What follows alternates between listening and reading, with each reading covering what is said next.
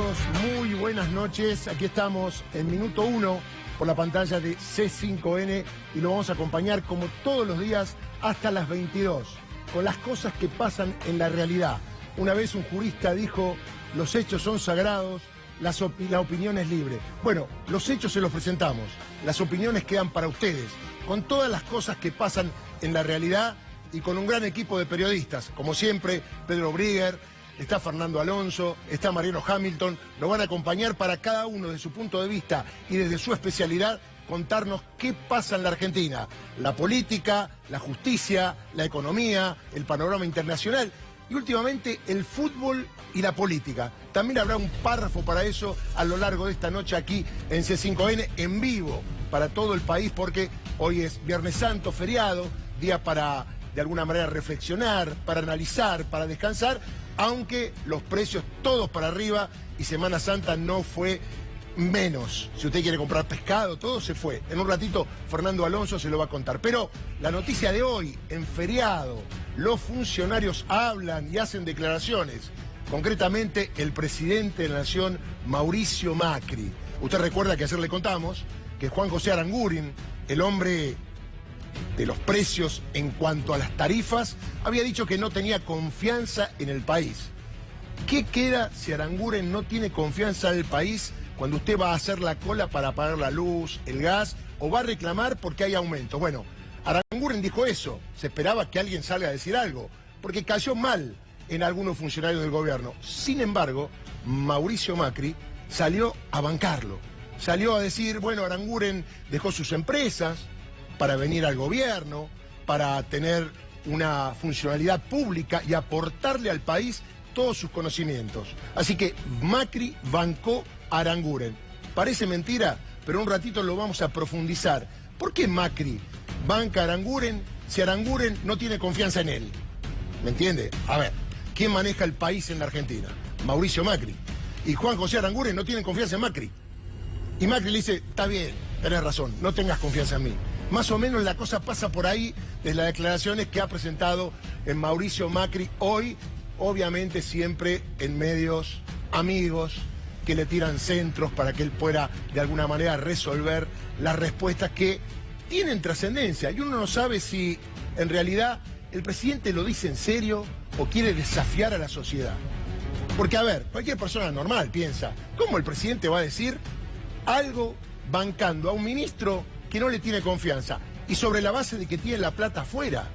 A ver, bueno, Macri siempre la tuvo afuera con su familia, pero para eso hicieron una ley para traerla. Y ahí en el Congreso todo pasó. Pero ahora Aranguren confiesa, yo tengo la plata afuera porque no tengo confianza en el país. Y Mauricio Macri le dice, y bueno, Aranguren vino de la actividad privada. Es como un premio que si vino de la actividad privada tenga la plata afuera y que no tenga confianza en el país. A ver, van 2 años, 3 meses y 20 días de este gobierno.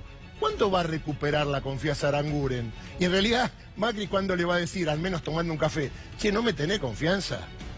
Tenemos un poquito de confianza. Me queda menos tiempo que antes, pero entre los dos podemos mejorar el país. Bueno, hasta ahora no hay ningún atisbo que mejore el país en cuanto a esta situación. En un ratito también vamos a hablar de otro tema. Declaraciones de Mauricio Macri sobre Cristóbal López. A ver, usted puede decir que nos comprende la general de la ley porque trabajamos en este medio. Sin embargo, la justicia es la justicia y el poder ejecutivo es el poder ejecutivo. ¿Puede el presidente enloquecerse por un fallo? A ver, Macri es ingeniero, no es abogado. ¿Y cómo se va a enloquecer de algo que no entiende? Seguramente alguien le habrá explicado, mirá, evasión fiscal, administración fraudulenta, la causa sigue adelante. ¿Pero por qué enloqueces, Mauricio? Bueno, Mauricio Macri enloqueció con el fallo y la división de poderes, ¿dónde está? ¿Dónde está el Poder Ejecutivo, el Poder Legislativo, el Poder Judicial? ¿Por qué Macri opina de todos los fallos? La gente debe creer que el presidente hace los fallos. Y no es así. Ahora, que hay jueces genuflexos que quieren hacer fallos a medida del presidente, los hay. De hecho, hay una gran presión para que la Cámara de Casación modifique ante el pedido que hizo la semana pasada el fiscal Moldes, concretamente esta semana, para cambiar la calificación de la causa de Oil que tiene el juez Julián Ercolini, Obviamente, estas presiones se van a notar a partir de la semana que viene. Pero ese será otro tema que vamos a desarrollar, y el hashtag de hoy tiene que ver con eso. Loco por el fallo. O sea, Macri enloquece por el fallo y no enloquece si Aranguren dice que no tiene confianza en él. Loco un poco más, nada más, diría yo, ¿no? Pero bueno, pero hay muchos más temas, y si vamos al mundo internacional, Pedro Brigger, con lo que pasa en un país vecino que tiene que ver con la Argentina, que es Brasil, el tema de la corrupción, el tema de la justicia, y otra vez su presidente, que tiene una intención de voto de 1.5, creo, ahora me lo va a decir Pedro. No tanto, 1.3 como máximo. Perfecto. Otra vez envuelto en un caso de corrupción escandaloso. Efectivamente, es así como vos lo decís, Darío. En primer lugar, 3 personas del círculo íntimo del presidente Temer investigados por temas de casos de corrupción. Por supuesto, siempre decimos, como vos dirías, una persona es inocente hasta que no se demuestre lo contrario. En este caso en particular, ¿por qué roza al presidente? Por haber favorecido a una empresa en el puerto de Santos. El puerto de Santos, que queda a unos kilómetros de la ciudad de San Pablo, es el puerto más importante de América del Sur. Por ahí sale gran parte, podemos decir, la mayoría del comercio de Brasil, y además los cruceros más importantes que pasan por América del Sur pasan también por el puerto de Santos. No todo es fútbol en Santos, hay cosas más importantes. Después les vamos a explicar mucho mejor de qué se trata esto. Además de este tema, tenemos otro tema. Obviamente usted siente el impacto de los aumentos. Estamos en Semana Santa, Viernes Santo, estamos en vivo para todo el país. Y la verdad que la canasta de estas épocas ha aumentado. Uno dice pescado, rosca, huevo de Pascua, chocolate, todo ha aumentado. Entonces le vamos a preguntar a Fernando Alonso el impacto del aumento de las tarifas, de los precios, y cómo la gente puede percibir que un gobierno diga que bajó la pobreza, se aumenta todo. Buenas noches, Fernando, ¿cómo estás? Buenas noches. Mirá, es muy claro, los índices de pobreza que vos hacías referencia son del año pasado, los aumentos son de este, así que vamos a tener que esperar a ver cuando lleguen los índices de pobreza de este primer semestre de 2018 si le da tan bien al gobierno. La sensación es que van a subir, y bastante, a partir de los números de la economía de estos 3 primeros meses. Decías que se viene un abril muy complicado. Aumentos del gas, 40% para los que menos consumen, 32% es el promedio, pero los sectores de menor consumo, 40% el aumento del gas. Se viene el aumento del transporte, aumentó el peaje y todavía queda más. Y aumenta la expectativa de este programa, que va hasta las 22 porque tenemos muchos temas. Y ayer hicimos un debate sobre el fútbol, la política. Mucha gente se prendió, me decían por Twitter, bueno, tiene razón Hamilton, tiene razón El Gato, tiene razón Darío Villarroel, pero el fútbol también está metido en la política, y hay alguien que está en la política y está en el fútbol, es el Tano Angelici, presidente de Boca. Y Hamilton Mariano, buenas noches, tiene noticias acerca de la sucesión de Angelici en Boca por las repercusiones políticas de todo lo que se dice de él y el manejo en la justicia federal. ¿Qué tal, Darío? Buenas noches. Sí, como todos sabemos, falta un montón para las elecciones de Boca, pues son recién en diciembre de 2019. Pero en un ratito te vamos a contar por qué están distanciados Macri y Angelici. ¿Vos sabías que estaban distanciados, Darío? Bueno, sí, están distanciados. Y te vamos a contar quiénes son los candidatos de cada uno, porque si como Angelici no tiene reelección, él está tratando por formar su propio candidato. Pero parece que el presidente, que todos sabemos que para él es más difícil, fue más difícil ser presidente de Boca que el presidente de la Argentina, según sus propias palabras, quiere seguir teniendo el control y el manejo del club de sus amores. Entonces él tiene su propio candidato. Después en un ratito te cuento quién es. Después te dejo una pregunta pendiente que puede ser una bombita para la semana que viene. A ver. ¿Es cierto que el presidente Mauricio Macri quiere que Tevez vaya al Mundial? Pero Tevez debería jugar más o menos bien y no estar lesionado, porque viene de una lesión tras otra y además está jugando bastante mal en Boca. A ver, como querer, yo puedo querer que vaya mi mamá a jugar el Mundial, pero las posibilidades son pocas. De la nación, ¿eh? En un ratito lo analizamos. Bueno, volvemos al tema del día, ¿no? Juan José Aranguren. A ver, el tipo que trae malas noticias, porque nunca nada bueno, nunca una rebaja. Te aumenta la luz, te aumenta el gas, te aumenta el agua.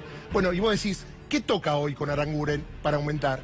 Y uno dice, bueno, un tipo que tiene tanto compromiso obviamente cree en lo que está haciendo, cree en el futuro del país. No, recuerde usted que ayer dio una nota, muy tranquilo de cuerpo el tipo, diciendo, la verdad, yo tengo mi plata afuera. Chan, ¿cómo la plata afuera?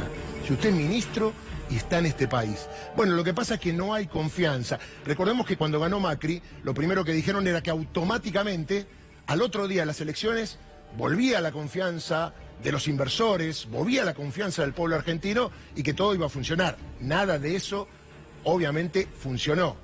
Está bien que el pueblo no tenga confianza, la mayoría, según las encuestas, en este gobierno desde el punto de vista económico, social y político, si usted quiere. Pero que un funcionario no confíe en su presidente, el que lo nombró, bueno, llama la atención.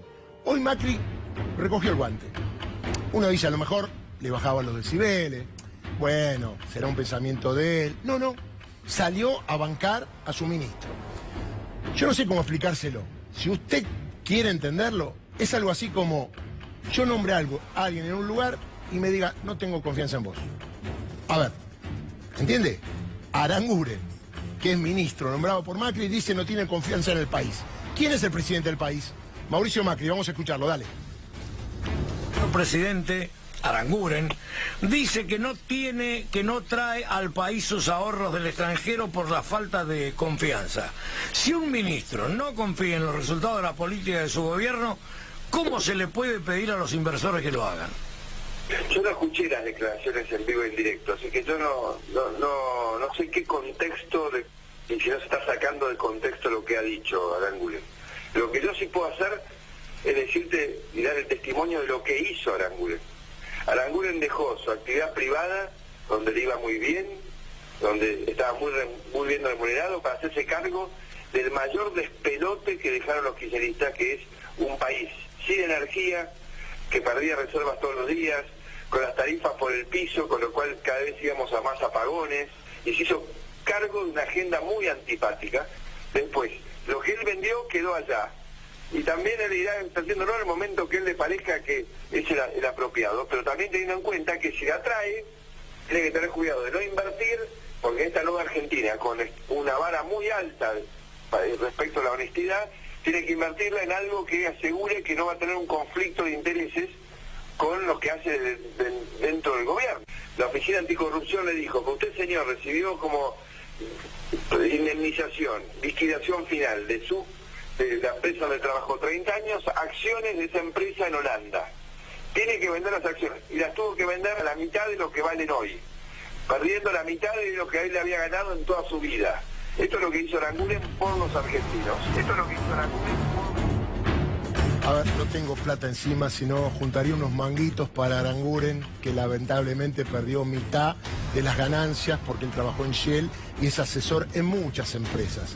Concretamente, no es serio lo que estamos escuchando. Con todo respeto al presidente Mauricio Macri, nadie sacó de contexto las declaraciones. Fueron claras, precisas y contundentes. Es más, él dijo, qué virtud al periodista que le hizo la nota que usted cree. Y el periodista le dijo, como yo creo en este gobierno y usted no cree. Bueno, lo felicito por la virtud. Se lo recuerdo, lo dijo ayer Juan José Aranguren. Bueno, Macri acaba de decir cuestiones como la Oficina Anticorrupción. Estamos en Semana Santa y la Oficina Anticorrupción, Laura Alonso, no es el Papa. El Papa hay uno solo y es argentino. Recordemos que está en este momento en Roma con todos los recuerdos de lo que tiene que ver con esta festividad o con este drama histórico. Pero, Laura Alonso, ¿qué le dijo? Señor, usted tiene un montón de dinero, lo trajo o no lo trajo, le hizo un inventario, pero la Oficina Anticorrupción no resuelve absolutamente nada. Recordemos que Laura Alonso no es abogada, recordemos que fue creada por un decreto porque como no podía tener el título la nombraron, y en realidad la causa contra Aranguren, por más de lo que diga la Oficina Anticorrupción, está absolutamente abierta y en plena investigación. Así que no descarte que en el futuro Juan José Aranguren sea citado por la justicia a dar explicaciones. Esperemos que tenga confianza en la justicia argentina, porque si no tiene confianza en el país, desde el punto de vista del presidente Macri, por lo menos que confíe en la justicia, que hasta ahora le va bastante bien. Más allá de esto de las cuentas afuera, del tema de las negociaciones incompatibles con la función pública. Es estar acá en Shell y acá en el gobierno. Y en el medio dictar resoluciones que beneficia a Shell. ¿Cómo es la historia? Bueno, eso es un delito en todo el mundo. Acá en la Argentina está complicado, pero en algún momento todo se va a aclarar. Pero bueno, A propósito, quiero jugar con mis compañeros, que no son panelistas, son periodistas sentados en un panel, quiero aclarar, porque veo que se dice panelista, no, panelista nada. Son periodistas sentados en un panel y cualquiera de ellos podía estar aquí en este momento haciendo la conducción, que hoy le dimos una vacación a nuestro querido Gustavo Silvestre, y a ellos le pregunto, a Fernando primero. Fernando, ¿cómo te cae todo esto respecto de Aranguren, un cargo importante, la banca de Macri y la explicación que da, ¿no? Mario, primero hay que tener en cuenta que no es el único ministro que tiene la plata afuera. Duhovne hace poco también reconoció que tenía toda la plata fuera, todos sus ahorros fuera del país y que no los iba a traer o que no tenía por ahora pensado traerlo en el país. Pero lo que dice el presidente tiene mucho que ver con la concepción de la política. El presidente y toda esta dirigencia que está hoy gobernando la Argentina cree que la política es de ricos y que los ricos, porque están en el gobierno, no roban. Este es el razonamiento lineal, ¿no? Y además no piden permiso. Y además no piden permiso. Los ricos no piden permiso. No. Entonces, en el razonamiento del presidente lo que nos está transmitiendo es, no, miren, el señor Aranguren es un señor rico que hizo su fortuna trabajando para una empresa, para otro empleador, que dejó la plata afuera y que ahora está haciendo un sacrificio por su país. Bueno, la verdad, los argentinos no necesitamos que vengan ricos a gobernarnos, necesitamos que vengan dirigentes a gobernarnos. Sí, yo sobre este asunto en particular quiero decir que efectivamente Aranguren tomó un lío que había dejado el kirchnerismo con el asunto de la energía. Ahora, lo tomó y tenemos menos energía, pagamos 5 veces más lo que antes valía 1, ahora vale 5, y además siguen los cortes, y cada vez más. O sea, explíquenme a alguien qué solucionó. La verdad que si esta es la experiencia que tuvo en Shell, no quiero saber cómo, por suerte, dejó Shell, y ahora Shell probablemente pueda progresar. Hay algo interesante lo que ustedes dicen respecto de ricos y no ricos. Los grandes escándalos de corrupción en todo el mundo involucran a gente muy poderosa con grandes fortunas, que son los que tienen la posibilidad, efectivamente, de mover tanto dinero. Los pequeños pueden tener pequeños actos de corrupción, pueden llegar tal vez a un mediano acto de corrupción y tal vez pueden crecer, pero los que por lo general están involucrados, como lo vemos también en el caso de Brasil, en grandes escándalos de corrupción, es porque tienen grandes fortunas. Y en Francia, Sarkozy, presidente de Francia, está ahora declarando en un caso de corrupción. Sí, que tiene que ver con la campaña financiera en este caso, no necesariamente con enriquecimiento personal, pero recordemos que grandes empresas alemanas tenían establecido el tema de la coima para lo que ellos definen como el tercer mundo cuando tenían que negociar con empresas en otros países. De hecho, el banco francés, el Credit, fue el que manejaba el tren bala.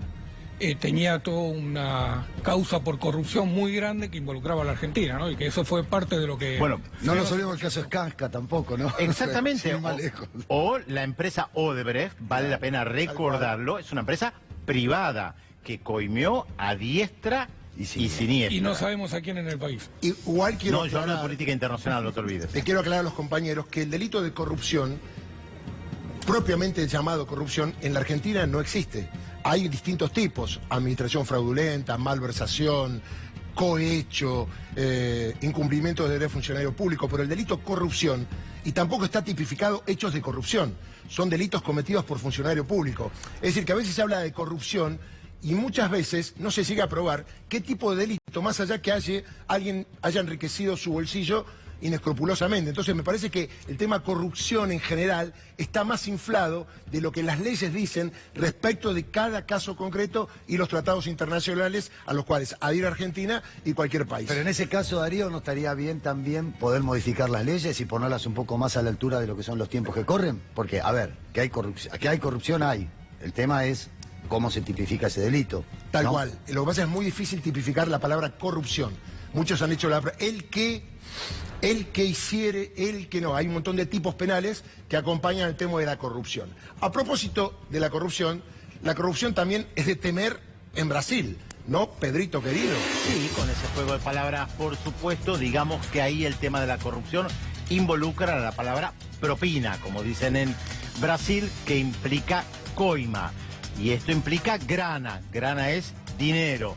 De eso estamos hablando. En este caso concreto, se suma a los otros escándalos de corrupción, de propinas, de coimas que ha habido respecto del presidente, recordemos, no electo, que ocupa el cargo después de que derrocara el y su partido y otros a la presidenta electa Dilma Rousseff, esto tiene que ver con una red vinculada al puerto de Santos, que como yo decía al comenzar minuto 1, es el puerto más importante de Sudamérica, y la gente ligada a él, apadrinada por Temer de hace mucho tiempo, que colocaron en funciones importantes en el puerto, y que algo de esto salta porque una mujer despechada que está haciendo un juicio a uno de los funcionarios, que el funcionario le dice que no tiene plata, ella dice, ¿pero cómo no tiene plata? Sí, yo sé que efectivamente tenía mucha plata por todas las coimas que estaba cobrando, por lo tanto yo sé que tiene plata.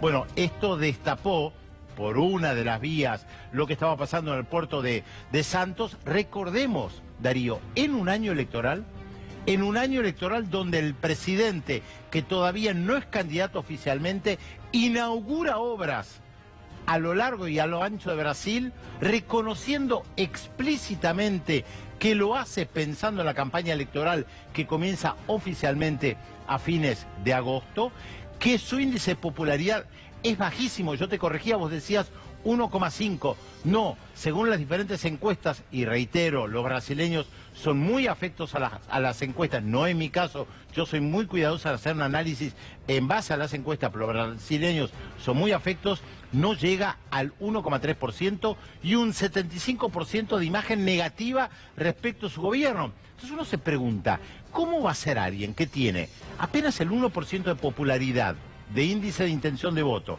75% piensa que está haciendo una mala gestión? Alguien que me explique cómo va a ser para ganar las elecciones, usando el aparato del Estado. Está esperando al jueves también, ¿no? Está esperando efectivamente que la semana que viene dictaminen la prisión de Lula da Silva, claro, y a ver qué se arma, si efectivamente Lula va preso, qué se arma dentro de la centroizquierda o los de diferentes grupos de izquierda con el Partido de los Trabajadores y otros partidos menores, como para lanzarse a la campaña electoral. Y perdón, hay rumores de periodistas que dicen, reitero, rumores de periodistas que dicen que algunos ministros le han soplado que tal vez no haya elecciones en el Brasil. Sí, eso también se estaba hablando. Bueno, digo, ¿el Mundial de Fútbol va a tener incidencia en la candidatura de Temer? En un ratito lo vamos a profundizar. Eso lo tienen que definir yo te ustedes, diría que lo no. hicieron ayer. Yo diría que no, Claro. en cualquier momento. No, quiero decir respecto de la expectativa de lo que va a pasar con Lula el próximo jueves, respecto de su cárcel o no, que puede cambiar un poco la historia de Brasil y el panorama para las elecciones. En un ratito más con Pedro lo vamos a profundizar, porque la información que viene de Brasil es que hay muchas posibilidades que confirmen la condena y que lo manden a prisión ya en última instancia. Pero también se debate si la justicia electoral, ante cualquier pedido que haga Lula, lo deja ser candidato. No es la primera vez que hay candidatos que están detenidos y que finalmente participan. Lo que pasa es que generalmente han perdido las elecciones. ¿Qué pasa si lo dejan participar y gana las elecciones estando preso? Un escándalo que se produciría en Brasil. Pero hoy es Viernes Santo, usted está en su casa, tranquilo, y habrá dicho, hoy no pasa nada. Tenemos de todos los temas un popurrí variado con la participación de nuestros columnistas, y Mariano Hamilton se trae una que tiene que ver con Daniel Angelici. Claro, él va a hablar de Boca, pero Daniel Angelici está marcado como operador del gobierno en la justicia federal. No lo digo yo, lo dijo Elisa Carrió, y lo persiguió, y lo acusó, y lo denunció. Hasta hay una causa penal, tráfico de influencias, que el juez Sebastián Casanelo determinó sobreseerlo, pero hubo una apelación del fiscal Federico Delgado, y esto está en la Cámara Federal, para ver si confirman o no el sobreseimiento de Daniel Angelici. ¿Por qué digo todo esto y lo relaciono con Boca? Porque aparentemente lo que no le gusta a Mauricio Macri, que esté en boca de todos, que Daniel Angelici es el operador del gobierno en la justicia federal. Y como está en público porque es presidente de Boca, lo mejor sería que no sea más presidente, ¿no, Mariano? Bueno, por ahí viene el asunto, Darío. Efectivamente, el problema inicial es que el presidente se cansó de que Angelici esté en la mira de todo el mundo, de que le pegue Carrió, le peguen por derecha, le peguen por izquierda, que los jueces lo mencionen, que se mencione cada vez que aparece un asunto de escucha, que se habla de la AFI. está cansado de la intervención de Angelici de la Justicia. No cansado de la intervención de Angelici de la Justicia, cansado de la figuración que tiene Angelici por ser presidente de Boca, se sabe todos los movimientos que tiene la justicia. Ese es el primer punto. El segundo punto, también está molesto con el armado que hizo en la AFA. O sea, que no le gusta finalmente lo que ocurrió con Chiqui Tapia en la presidencia, el acuerdo que hizo con Moyano. Un poco lo que escribió Pañi ayer, ¿no? Exactamente, eso tampoco lo tiene conforme el presidente. Y el tercer punto, aunque parezca insólito, es haber perdido con River la final de la Recopa Argentina. Eso pero el fútbol influye entonces. Para el presidente sí, eso es lo que yo decía ayer. Yo decía que para el presidente influye el fútbol, por supuesto. Ahora bien, el presidente se cansó de Angelici y lo que quiere ahora es trabajar para la sucesión en el 2019. Angelici no puede ser reelecto presidente nuevamente, ya va a estar cumpliendo su segundo mandato. Macri reformó los estatutos de Boca y estableció que solamente podían ser 2 mandatos para los presidentes. Él tuvo un montón. Mira, la verdad, perdón. No, entonces quería decir, acá tenemos en imagen, ¿a quién tenemos? Vos lo conocés bien. Andrés Ibarra.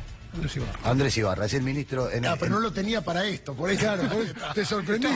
Te sorprendí. Juega en otra liga. Bueno, es el ministro de Modernización. El ministro de Modernización es el delfín de Macri para presidir a Boca. Todos van a decir, ¿pero por qué el ministro de Modernización? Tiene mucho tiempo. ¿Cómo es la historia? ¿Por qué el ministro de Modernización? Bueno, el ministro de Modernización... ¿Dónde conoció Macri? Macri no conoció a la mayoría de sus funcionarios en la militancia, o haciendo trabajo social, o laburando por el bien de la gente. Lo conoció o en Boca, o en Newman, o en algún encuentro empresarial. Todos sus amigos son de ahí. Bueno, Andrés Ibarra viene de Boca. Entonces, ¿puedo hacer una aclaración? Sí, claro. En el gimnasio conoció. Bueno, pero lo llevó a Boca. Está bien, fenómeno. Pero lo llevó a Boca. No, pero ni siquiera en el Cardenal Newman, en el gimnasio. A la procuradora, a la que propone como procuradora también la conoció en el gimnasio. Y a su mujer también la conoció. Es un lugar de encuentro. Es un lugar de encuentro el gimnasio, evidentemente. Entonces lo que digo es, Ibarra trabajó en Boca. Trabajó durante mucho tiempo en Boca, fue secretario general de Boca, entonces esa es la razón por la cual él sabe, es fanático de Boca como el presidente, y lo quiere poner ahí. Por su lado, Angelici está preparando otro candidato. Su candidato es Cristian Gribaudo. Ustedes dirán, ¿quién es Cristian Gribaudo? ¿Quién es Cristian Gribaudo? Es el Gribaudo? secretario general de Boca y trabaja en el Instituto Previsional Social de María Eugenia Vidal. Ahora, o sea que hay algo, perdóname. Perdón, déjame preguntarle a Mariano, ¿es buena la gestión de Angelici en Boca, diríamos, o no? A ver, para mí no. Lo que pasa es que yo no soy hincha de Boca y por eso tal vez me siento inhabilitado. Cuando vos modificás el entramado social de un club como lo modificó desde Macri para acá, para mí no es algo virtuoso. Pero bueno, Macri ganó 400.000 títulos y los hinchas de Boca están muy contentos con su presencia. Esto no lo hizo Angelici. Angelici ganó 2 títulos, creo, si no tengo la Copa Argentina y un torneo local. Ahora está punteando, pero no es una gran... Recordemos que él hace 6 años, cuando se presentó por primera vez, su eslogan de campaña era: andá sacando el pasaje para ir a Japón. Bueno, a Japón no llegó nunca a Boca, todavía en los 6 años. Para mí no es una gran gestión, pensemos que tiene el caballo el comisario, tiene plata por todos lados, es un tipo que además se ha ocupado mucho de la política interna de Ahora, Mariano, de la AFA. Sí, diga. ¿Tu información habla de que se podría dedicar a la política o no? Y yo creo que es difícil que tenga posibilidades en la política después del descrédito que tuvo en su trabajo en estos últimos 6 años. A ver, una diputación no se le niega a nadie, ¿no? O una senaduría sí se le niega, pero una diputación no se le niega a nadie. Tranquilamente podría colarse para el lado de ser diputado nacional. Yo no lo veo caminando hacia, por ejemplo, el destino que yo creo que se imaginaba Angelici para sí mismo, que era ser jefe de gobierno de la Ciudad de Buenos Aires. La verdad no lo veo para ese lado. Pero bueno, este país a veces sorprende con algunas decisiones Tal cual. que se toman en las elecciones. Como le dije, temas variados, volvemos a la economía, tanto que lo preocupa a usted, todo aumenta. Las tarifas, incluimos obviamente la luz, el gas, el agua. Al que está un poquito más acomodado en clase media, el seguro del auto, las patentes del auto. Obviamente el que es propietario tiene las expensas que también aumentan.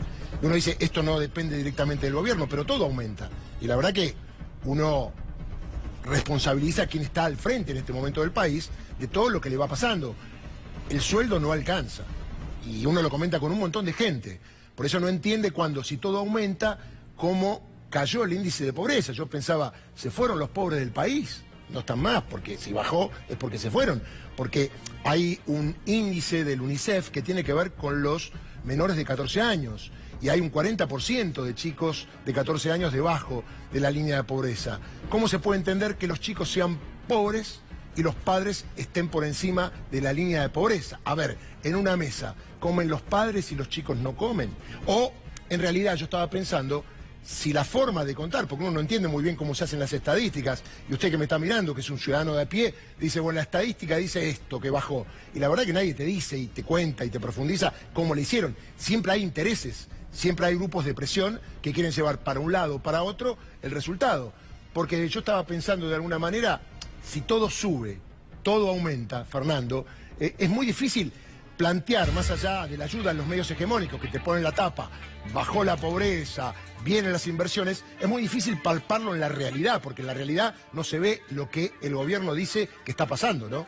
Mira, Darío, cuando vos te referías a el informe de la UNICEF diciendo que son 39% de la pobreza afecta a los chicos menores de 14 años, ahí lo que tenés que considerar es que las familias, generalmente, las familias pobres son numerosas. Por eso tenés que hay un 25.7% de pobreza en el país, pero un 39% son chicos menores. Es decir, en una familia hay padre, madre, y generalmente hay más de 2 hijos. Entonces 3, 4, 5. Por eso te da esa diferencia de números entre cuántos chicos son pobres y cuántas personas en forma global son pobres en la Argentina. Pero la pobreza se mide por ingresos en la Argentina. Claro. Es decir, vos en la medida que alcanzás el nivel de 17.600 pesos, que es el piso, el valor de la canasta básica de alimentos más los servicios... Pero eso es cierto, ¿eh? A ver, ¿alcanza con esa plata a una canasta básica? Bueno, es el número mágico. Claro. Uno puede poner en duda absolutamente todo. Ahora, discúlpame, si le pones 17.800, te cambia por completo el número final. Te cambia todo. 200 pesitos. Pero es así. Tanto es así que una idea del gobierno es cambiar el índice de pobreza de acá al final de la gestión y dejar de medirlo por ingreso y pasar a medirlo por acceso a diferentes servicios, como salud, educación, seguridad. Entonces, es una forma donde se mira en varias partes del mundo, no solo el nivel de ingresos, sino el nivel de acceso a los servicios que tienen las personas. Fernando, déjame decirte algo para completarte, y que todo lo que estás diciendo, obviamente con el tema de los aumentos, choca de bruces, ¿no? Es decir, los aumentos que hay dejan la pobreza cada vez creciendo. Yo pienso eso, ¿no? Este primer semestre va a ser muy duro. Es muy duro para el conjunto de los argentinos y va a ser reflejado seguramente, si las mediciones son correctas, va a ser reflejado en el índice de pobreza que va a salir en el segundo semestre. Pero ahí estamos viendo algunos de los aumentos que se vienen. Tal cual. Dijimos, 40% el gas para los sectores de menores ingresos, de menores consumos. 32% es el promedio de aumento de gas. 17.7 subió la garrafa de gas. Esta es la garrafa social, hay que conseguirla, 216 pesos la garrafa de 10 kilos. Un aumento que pega en los sectores de menores ingresos. Y son miles de personas, no cientos de miles de personas que utilizan ese servicio. Por supuesto, porque donde no hay tendido de red de gas natural, precisamente es en los sectores de menores ingresos, en los barrios de marginales. 8% el biocombustible es otro de los aumentos que se viene. Eso impacta mucho en la conformación del precio del gasoil, que tiene incluido biocombustible. 13.4 el peaje. Esto tiene un impacto muy duro sobre la clase media, porque todos los que vienen a trabajar en auto, cada vez, evidentemente es un desaliento muy grande a venir con auto a la ciudad, porque 13 es el promedio. Pero si venís en horas picos, todavía es superior el aumento que vas a tener por utilizar la red de autopistas de AUSA. El mes pasado o el anterior ya vino el aumento de peajes en la Panamericana, así que este es el que complementa todo el círculo. Se viene el aumento en colectivos, 8.50 actual, pasa a 9.50. Y hay que recordar que va a seguir subiendo, porque no es el último aumento que viene en transporte. Fernando, ¿no baja nada? ¿Podemos confirmar que no va a bajar nada? Bueno, el Banco Central hizo bajar el dólar, le salió 2.000 y pico de millones de dólares a lo largo de todo marzo, pero lo hizo bajar 5 centavos. No, bajaron los remedios para los jubilados, el 5%, después que habían aumentado casi el 200, ¿no? Sí, esto es lo único. Bueno, pero es una linda campaña decir que los jubilados van a pagar. Lo tuvimos acá a Mirta Tunis diciendo que en el precio de un remedio tiene un impacto de 2 pesos la rebaja que has hecho. Ahí tenemos en pantalla los aumentos que se vienen. Trenes, Mitre, Sarmiento y San Martín pasan de 8 a 9 pesos. El Roca, que es el más utilizado en la zona sur, de 5.50 a 6.25, el Belgrano Norte de 6.50 a 7.25, Urquiza de 5 pesos a 5.50 y Belgrano Sur de 4.50 a 5 pesos. Hay que recordar que no son los últimos aumentos que va a haber de transporte a lo largo del año, va a haber nuevos toques. Sí, pero, que... como decías vos, Darío, estos son los aumentos que uno ve más reflejados porque son aumentos de servicios y aumentos de transportes, como que uno lo tiene más presente. Pero a partir de estos aumentos se vienen todos los aumentos de segunda ronda.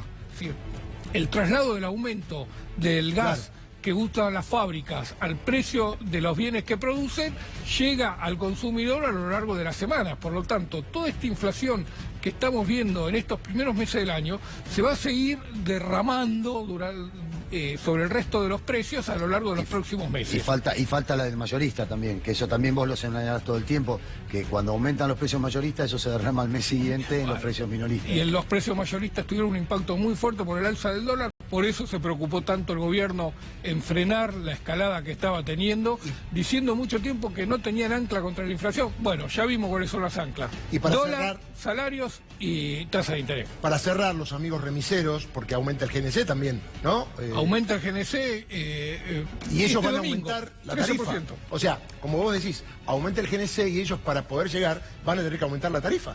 Es decir, que la tarifa la paga el pueblo, el público, que ahora puede tomar todavía el que pueda tomar un remis, porque los taxis van por otra historia, no por otra forma de aumento. Bueno, los remises, vos seguramente te estás refiriendo al precio de los remis en el Gran Buenos Aires, exactamente, que es totalmente libre. Ah, perfecto, así que bueno. Bueno, volveremos seguramente con todos los temas que estamos tocando. El hashtag esta noche es Loco por el Fallo. Tiene que ver con Mauricio Macri, que hoy dijo que el fallo de Jorge Luis Ballestero y Eduardo Fara respecto a Oil Combustible lo enloqueció. Yo pregunto, ¿habrá tomado clases de derecho Mauricio Macri en estos días? ¿Habrá tomado el Código Procesal, el Código Penal, la Ley Penal Tributaria para determinar la diferencia que según su criterio hay entre fraude al Estado y evasión fiscal? Le digo, como le dije del primer día, que los dos delitos tienen la misma pena, un máximo de 6 años de prisión, y ambos delitos son excarcelables, y que si ya están procesados, Cristóbal López y Fabián de Sousa, obviamente irán a un juicio oral, y por más que se pague la deuda, ya no hay posibilidades de una moratoria. Se discutirá a la par que se discute el tema del juicio oral. Y le digo más, lo que tiene que ver con el cambio de jurisdicción o de fuero no existe, porque la Sala 1 de la Cámara Federal, con la firma de Fara y Ballestero, algo que a lo mejor a Macri no le explicaron, no dijo que la causa vuelva al fuero penal tributario. No. Dijo, la causa queda con Julián Ercolini, porque en esos juzgados hay otras causas que tienen que ver con Cristóbal López, Fabián de Sousa, y para qué mandar una causa sola al penal tributario si no hay que dejarla. Esto lo dijo Jorge Luis Ballestero y Eduardo Fara, a los cuales el presidente los quiere echar, mecanismo que utiliza con el Consejo de la Magistratura, con Elisa Carrió, porque bajó la sospecha a través de sus comunicadores mediáticos que algo raro hubo, que podrían haber recibido coima. ¿Saben lo que significa esto para los amigos, los familiares de Ballestero, a quien conozco, de Fara, a quien no conozco? Que desde lo más alto del poder se diga que recibieron coimas para firmar un fallo. A ver, Ballestero hace 30 años que está en la justicia, un poco más. Fara lo mismo. ¿Por qué poner en el eje a una situación de personas que pueden fallar o no a favor de determinada persona, pero siempre desde el punto de vista jurídico, con el debido proceso legal? Y hay instancias superiores que pueden revisar o ratificar lo que resuelve la Sala 2. Y recordemos que esto no es definitivo. Recién se define la cuestión cuando hay un juicio oral y público. Pero bueno, vamos a volver con este tema, quería decirlo porque es uno de los temas del día. Atención, hoy es viernes, estamos en casa, está el señor, está la señora, que le va a interesar este año, el año del Mundial. ¿Qué está pasando con la selección argentina? ¿Estalló la interna? A ver, las preguntas son estas. Sampaoli, ¿está dibujado? ¿Quién arma el equipo? ¿Por qué no jugaron los que tenían que jugar? Y un dato, preste atención si mañana Lionel Messi va a jugar en el Barcelona. Porque como el martes no llegaba para jugar y mañana llega para jugar, le hicieron unos buenos masajes en estos 3 días. ¿O es que no era necesario que juegue Messi? Total, a España le ganábamos, digo, ¿no? Y además, algunos dicen que como el partido fue para reírse, es necesario un payaso. Y parece que el payasito Aimar está a punto de ser ayudante de campo o de acompañar a la selección en el Mundial, Mariano querido. Efectivamente, Darío. Bueno, esto es consecuencia del 6-1. No digo que Aimar llega a la selección como consecuencia del 6-1. Todo lo que se está diciendo es consecuencia del 6-1. Por eso yo los quiero sumar a mis compañeros, que acá se abre el debate y discutamos, esto es fútbol, así que es lo más importante de lo menos importante. Así que podemos darle duro y parejo. Efectivamente, Pablo Aimar se va a sumar al cuerpo técnico de Sampaoli y va a desplazar de ese lugar, no ahora, pero sí en un futuro cercano, a Sebastián Beccacessi y a Nicolás Díez, que son los 2 asistentes que Sampaoli trae desde hace muchísimos años. Pará. Pero Beccacessi dejó Defensa y Justicia para ir a trabajar con Sampaoli. Sí, dejó Defensa y Justicia para ir a trabajar con Sampaoli. En realidad es un enroque. Ajá. Pablo Aimar era el responsable de la sub-20. Iba a pasar a ser un asistente de privilegio en la selección de Sampaoli. Beccacessi y Díez van a continuar hasta el Mundial, porque faltan 2 meses, así que es ridículo ahora bajarlos y además todo lo que se pueda sumar a ese equipo de trabajo es mucho mejor. Van a continuar. El plan es que después del Mundial, Beccacessi y Díez bajen a la sub-20 y Pablo Aimar quede como asistente de Beccacessi en la selección mayor. Si es que más o menos le va bien a Sampaoli y Sampaoli puede renovar su contrato, ¿no? Ahora, porque no es una cuestión menor esa de que también está atado a cómo le vaya durante el Mundial. ¿Por qué Aimar? Dicen que es el ídolo de Messi, que lo quiere mucho, que son muy amigos. Aimar cuando era chiquito se veía reflejado en... Messi cuando era chiquitito se veía reflejado en Aimar, lo admiraba mucho, efectivamente, y es una persona que tiene mucho cariño. Y además, Pablito Aimar es una persona muy inteligente, con mucha cabeza, ya lo demostró incluso en los 2-3 partidos que jugó con el seleccionado juvenil. La verdad, tiene una concepción del juego que a mí me interesa, me gusta, pero bueno, qué sé yo. A ver, en el pasado uno le decía, Messi no tiene la personalidad de Maradona para manejar el vestuario. Sí. Está demostrando que sí la tiene. Pero ahora está mala. Pero ahora está mal. Ahora está mal. Porque antes cuando manejaba el vestuario y la selección ganaba, estaba más o menos bien. Ahora cuando no maneja el vestuario y la selección pierde 6-1, está mal. Estaba recordando cuando Maradona en el Mundial del 86 le abre paso a Bochini entrando entre maestros, lo estábamos esperando. Bueno, ¿por qué Messi no se puede dar el gusto de llevar a su ídolo así como Maradona llegó, porque fue Maradona el que lo llevó a Bochini a ese Mundial? ¿Por qué ahora Messi no puede llevar a nadie? Ahí es una cuestión un poco más discutible. Bochini estaba no en el final de su carrera, pero estaba promediándola, jugaba en el fútbol argentino y ocupaba un lugar en la lista de 22. Ahora no está ocupando ningún lugar en la lista de ninguna lista, Pablo Aimar. Va a ser el asistente. No va a jugar. Ahora, Maradona en el 86... ¿era el capo del grupo o tenía ascendientes que eran tan fuertes como él? Ruggeri, Brown, qué sé yo, otros jugadores. No, me parece que Messi... Maradona de jefe ahí. Maradona mancaba. De hecho, Pasarela se tuvo que ir de ese Mundial por la presión de Maradona. Se tuvo que ir de ese Mundial porque recibió una poción mágica que lo arruinó por completo para todo el campeonato. Pero bueno, no se fue. Digo, sí, fue por ejemplo, hay jugadores que fueron tachados por Maradona. Sí, Maradona era claramente el líder de ese grupo. Había jugadores con mucha personalidad, como Valdano, como Ruggeri, pero el que gobernaba ahí era Maradona, como yo creo que el que ahora maneja los hilos de la selección, no es la cuestión táctica, pero el grupo en el vestuario lo maneja Messi. Y después habrá que ver cuál es el empuje que se puede hacer desde lugares externos de la selección. No sé, a ver, se está hablando mucho de que el presidente también está impulsando esta llegada de Pablo Aimar, el presidente Macri, digo, no el presidente Tapia. El presidente Macri está impulsando esta llegada de Pablo Aimar a la selección. Yo creo que no, pero bueno, también se dicen tantas cosas que todo es posible en la dimensión desconocida y mucho más en el fútbol. Mariano, ¿y por qué, de acuerdo a la discusión de ayer, de la utilización del fútbol desde el punto de vista de la cuestión política, se mete tanto el presidente si es que no ve en algún resultado positivo, Darío, un rédito electoral? Pero te lo dije ayer, Darío, al presidente le preocupa lo que pueda pasar con la selección en Rusia. Eso no está bien. El presidente se tiene que dedicar a gobernar el país de la mejor manera. Ahora, él cree está convencido de que si a la selección le va bien en Rusia, va a desfilar en la reelección del 2019. Y es un error. Lo que yo te decía ayer es que todos los gobiernos tratan de sacar ventajas o sacar privilegios de alguna buena actuación deportiva. Que no está bien. No ocurre esto, no ocurre. Los triunfos deportivos van por un lado, la gente se pone contenta 15 a 20 minutos, un mes, 20 días, y después vuelve la realidad, muchachos. Después vuelve la guita. No, pero no es la gente, no es la gente la culpable. Son la utilización que quieren hacer los dirigentes. Pero la políticos. utilización, que ustedes pueden utilizar, querer Sí, utilizar, gana también puede querer elecciones, utilizar lo que quiera. Gana elecciones, Otra vez empezamos. Mariano, hay un hecho concreto. Cuando una selección, en Argentina, en Brasil y en algunos otros países muy futboleros, cuando una elección tiene un mal desarrollo en un mundial, cae la actividad económica.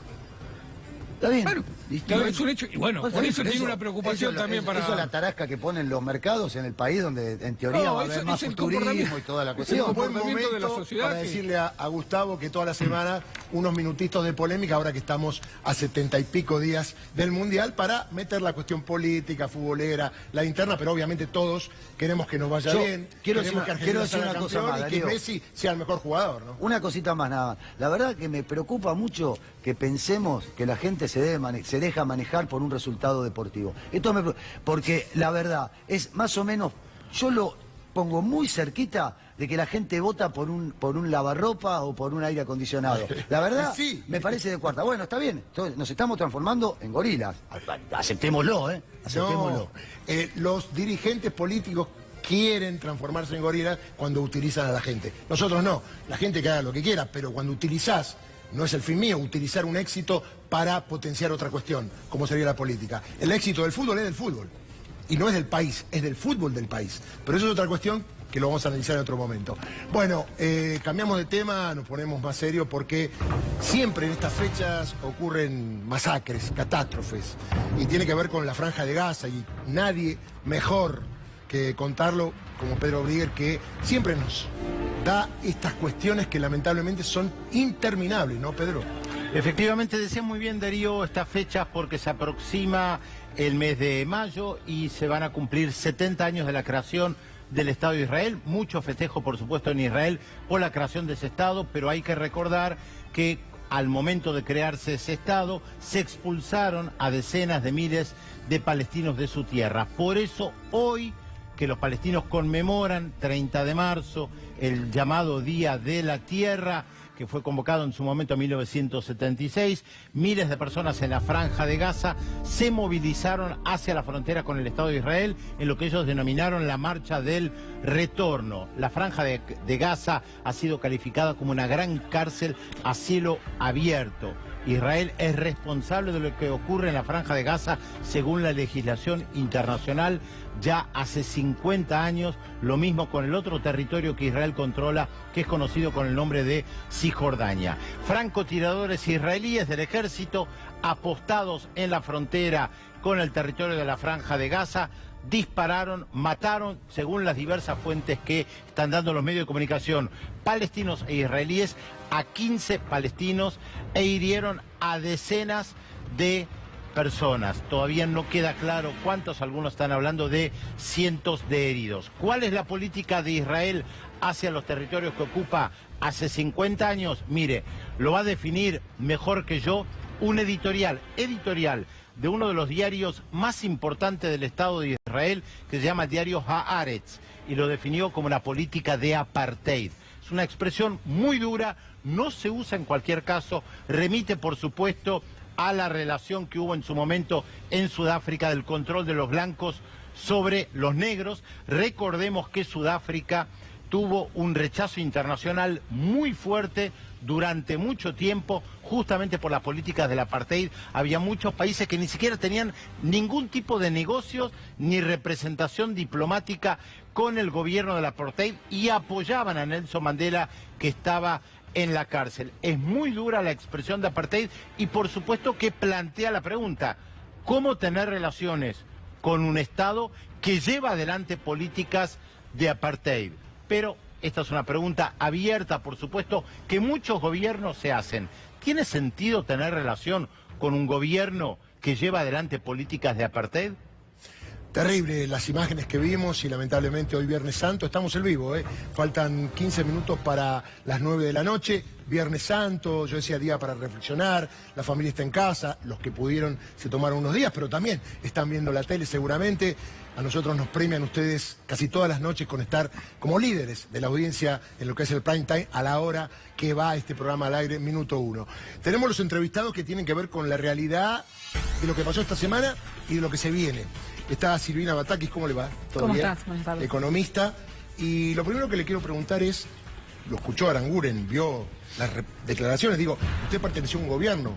¿Confiaba en ese gobierno usted, de Cristina? Sí, por supuesto, y la verdad que no había en aquel momento funcionarios que tuviesen el dinero en el exterior. Es muy difícil que vayan a ingresar inversiones al país cuando el gabinete que está pidiendo por favor que vengan inversiones tienen sus inversiones en el exterior y dicen encima que todavía Argentina no es confiable. La verdad que es muy complicado y son similares los dichos a los mismos que dijo el ministro Duhovne en España, ¿no? ¿Y la respuesta de Macri la vio hoy? No la vi.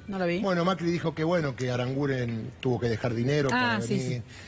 A ver, ¿cómo es este juego macabro entre un ministro y un presidente? El ministro le dice, no confío en vos, porque no confía en el país, no confía en Macri. Sí. Y el otro dice, no te preocupes, no confío, la verdad que seguimos adelante. Como mínimo hay una falta de ética muy grande. Obviamente. Puede ser legal, pero como mínimo hay una falta de ética enorme de parte de los ministros que hoy están conduciendo los destinos de 45 millones de habitantes. Bueno, Fernando es el que más sabe de economía, así que Fernando, te doy la derecha. ¿Qué tal?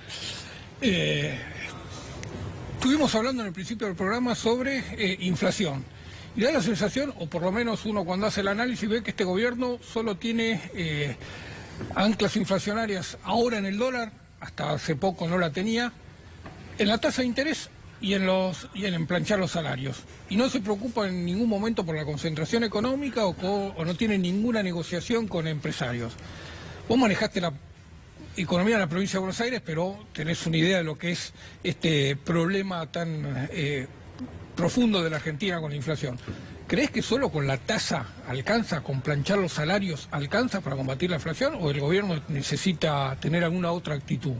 No, por supuesto que uno tiene que tener un gabinete comprometido con combatir la inflación, un gabinete nacional, más todos los gabinetes provinciales, y no es un tema monetario la inflación. Por supuesto que después uno termina monetizando un problema que se revela a través del déficit fiscal, pero no es un tema monetario. Vos sabés que hay muchas corrientes de pensamiento económico, la que domina es el pensamiento económico que actualmente está gestionando en Argentina, y en ese pensamiento económico lo que se cree es que la emisión monetaria es la causa de la inflación y que para que no haya emisión monetaria o que no esté circulando dinero en la economía, debe haber distintas anclas. Ahora, Silvina, o sea, el gobierno anterior, dicen todos que imprimía billetes y que por eso había inflación. El gobierno actual no imprime billetes, pero baja las tasas, baja los salarios. Imprime otros papeles que son deuda, ¿no? Lo que quiero decir es, sea como fuere, con el argumento que fuere, la inflación no baja. Hay inflación. Bueno, pero lo que yo digo es...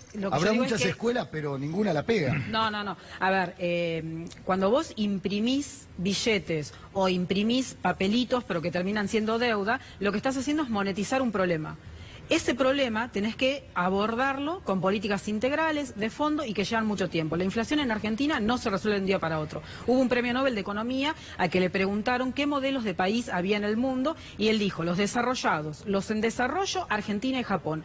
No podemos aplicar políticas económicas envasadas, cerradas, de microeconomía 1 o de macroeconomía 1. Tenemos que avanzar, conocer la realidad de nuestro país. El problema inflacionario de la Argentina, en mi punto de vista, desde mi opinión, es que tenemos una estructura productiva que tiene tasas de rentabilidad muy distintas y en cuanto nosotros no avancemos en mirar ese lado de la oferta, en pensar cómo darle densidad a cada uno de los eslabones de una cadena productiva en Argentina, pero pensado en el territorio. Argentina, vos sabés que es el 8º país del mundo en materia territorial y nosotros necesitamos pensar nuestra política económica en el territorio. ¿Cómo hacemos para generar puestos de trabajo puestos de trabajo de calidad, no como los que se están creando actualmente en Tierra del Fuego, en Jujuy, en La Pampa, en Buenos Aires, en los distintos lugares de cada una de las provincias. Cuando nosotros logremos darle densidad a nuestro entramado productivo, sobre todo a través del sector industrial, de los servicios industriales, de los servicios agropecuarios, ahí vamos a poder pensar en combatir efectivamente la inflación.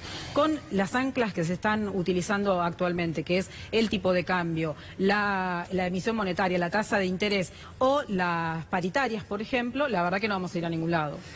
A propósito, gracias Silvina, vamos a seguir, pero estamos con Eduardo López, que estaba escuchando atentamente, y yo digo, ¿cómo está el tema de los docentes? Después me lo voy a contar porque no hay acuerdo, los días pasan, hay cada vez más inflación, el gobierno dice que bajó la pobreza, ustedes están en los colegios, saben cómo está el tema de la pobreza. ¿Cómo estás viendo todo esto? También lo que dijo Aranguren, lo que respondió Mauricio Macri, este combo irracional que estamos viendo todos los días. ¿Cómo lo ven ustedes, que son docentes y que están peleando hace varios meses para que le den un miserable aumento, diría yo, porque tampoco lo que ustedes están pidiendo es extraordinario, ¿no? Bueno, buenas tardes, buenas noches a todos. Lo de Aranguren es indecente. Carece de honestidad intelectual, moral. Falta que hagamos una vaquita a pedido del presidente para bancar a Aranguren. Yo creo en el país más allá de los gobiernos y la verdad me parece un sinvergüenza. Pienso en mi abuela cada vez que escucho este tipo de gente y mi abuela diría eso, son sinvergüenzas. Los maestros que nos ofrecen, por ejemplo, la jurisdicción más rica del país, 2.000 pesos de aumento a marzo del año que viene. 2.000. Dos teros. A marzo del año que viene, a no marzo. ahora. 1.000 ahora, 1.000 marzo, abril, mayo, junio, julio. En agosto 1.500, 1.500 agosto, 1.500 septiembre, 2.000 octubre y hasta febrero del año que viene con 2.000. Esto es la provincia de Buenos Aires. No, capital. Capital. La jurisdicción más rica del país. Dos billetes. A mí me vino de luz, Aranguren, Sí. 2.200 pesos más. Y el aumento que me dan para todo el año es de 2.000 pesos. No que se van sumando, 2.000 por mes, no 2.000, 4.000, O sea, ya 6.000. quedaste perdiendo. Ya perdí con Aranguren. Digo, bueno, vamos a pensar, dame la cláusula gatillo. Le digo a Rodríguez Larreta. No, cláusula gatillo no. Bueno, si no me da la cláusula gatillo, si me da solo 2 billetes de 1.000 pesos, si todo sube menos el salario, si son liberales en la economía para todo, el libre juego de la oferta y la demanda del mercado, de las tarifas, excepto para los salarios, que lo pisan de una manera estatalista en un 15% de aumento y no se puede dar más. Bueno, hay baja salarial. En el caso de Larreta sería la tercera baja salarial. La primera la hizo con la Alianza, que bajó 13% los salarios, con 0 de inflación. Recordarán que en la Alianza había 0 de inflación, bajaron 13% los salarios. La segunda fue el anteaño pasado, 40 de inflación, 31 de aumento salarial, 9% menos. Y la tercera es esta, que la inflación va a ser de 25, nos ofrecen 15, 25 menos 15, 10% menos de salario, más pobreza. ¿Qué vamos a hacer? Eduardo, ¿qué vamos a hacer? Te dejo ahí. Perfecto. Porque tenemos una tanda. Se queda. Silvina, gracias por estar. No, por favor. También Gracias. Eduardo. Seguimos hasta las 10 de la noche. Pero no se vaya porque en un ratito analizamos Loco por el Fallo. A Mauricio Macri. Le hago una pregunta. ¿Usted cree que Macri leyó las 134 carillas que tiene el fallo de Jorge Luis Ballesteros respecto de la causa de Cristóbal López y Fabián de Sousa? ¿La leyó? ¿Y por qué enloqueció si no la leyó? ¿Se puede enloquecer sin leer algo? ¿O solo se enloquece cuando las cosas no son como uno quiere y la quiere hacer a la fuerza? Además, ¿puede el Poder Ejecutivo, a través del presidente, opinar de fallos y presionar a los jueces? Imagínense los jueces que tienen que resolver la futura apelación, la Cámara de Casación Penal. Pues no se vaya, en un ratito volvemos en vivo, Viernes Santos, minuto 1 por C5N.